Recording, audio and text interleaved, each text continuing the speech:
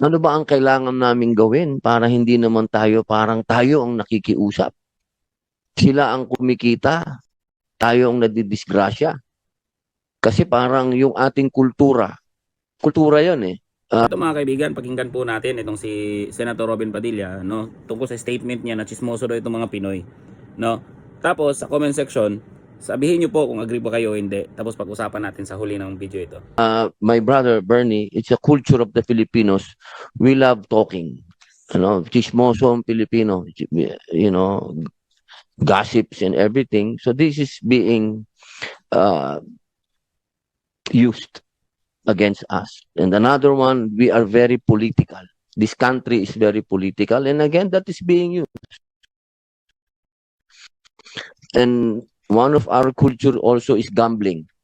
This is all from the colonization of our country because, we are like, we are from the same, we are colonized by a lot of Western culture and gambling, gossips, and all of this. So this is being used against us. So I'm asking our government agencies that we have to do something about it because it's destroying our country. We have troll armies in this country. Troll armies. They are being employed by PR firms, and then these PR firms are being paid by politicians, and they're doing all these things. So I hope you understand, my brother. This is not against Meta. This is not against Facebook. We are fighting among ourselves, and we are asking for help. So if ever we make laws that will maybe ban some kids of using Facebook or putting regulations, and I hope you understand, but we have to do something about it because we have kids committing suicide. We have kids destroying their eyes using the cell phones too much. We have kids not moving anymore. They're just sitting down there and doing. It's too much. Too much, my brother. I hope you understand. This is never against you. This is among ourselves. So, mga kapatid ko, tapusin na natin itong usapin ng fake news. Total, tayo ay sinusuportahan na rin ng ating presidente. Nagsalita na rin si Idol. Alam naman natin na maraming sumusunod sa ating mahal na senador Raffy Tulfo. At alam naman natin na ano man ang kulay namin sa politika, maging maka Marcos ka man, maging maka Duterte ka man, maging maka Dilaw ka man, maging maka Pink ka man, sapul kami lahat dito. So sana pagtulungan na lang natin to na makagawa po tayo ng mga batas na kung kailangan natin mag-ban, kung kailangan natin mag-regulate, gawin na po natin. Kasi kung aasahan po natin yung Meta na tutulungan tayo kagyat, hindi po. Sinabi na po nila na dadaan tayo sa proseso. Medyo mahirap yung proseso na yun. Kailangan na po tayong kumilos. Sir? Yeah, Mr. Chair, I have a question for Mr. Bernie Mustafa.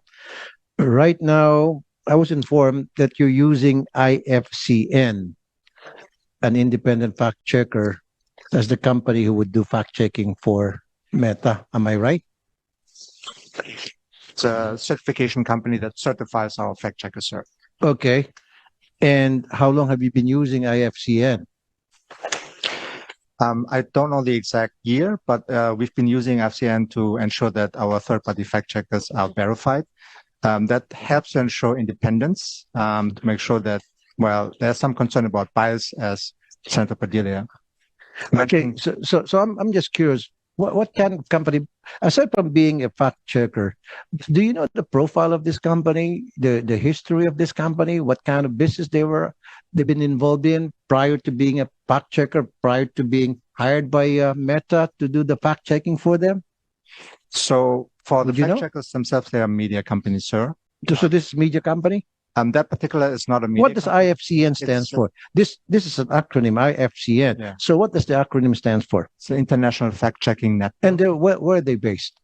I will have to get back to you on the particular information, but they are a network of fact checkers and they certify fact checkers, They're certified fact checkers. certified fact checkers, to make sure that they have the capability to fact check information, also make sure that they have the process in place to be But- independent in a sense. But Well, ang punto kasi ni Senator Wayne Padilla dito, sana naman, no, yung Facebook, kasi napakalakas nila dito sa Pilipinas di ba? Halos lahat ng tao na yata sa Pilipinas may Facebook.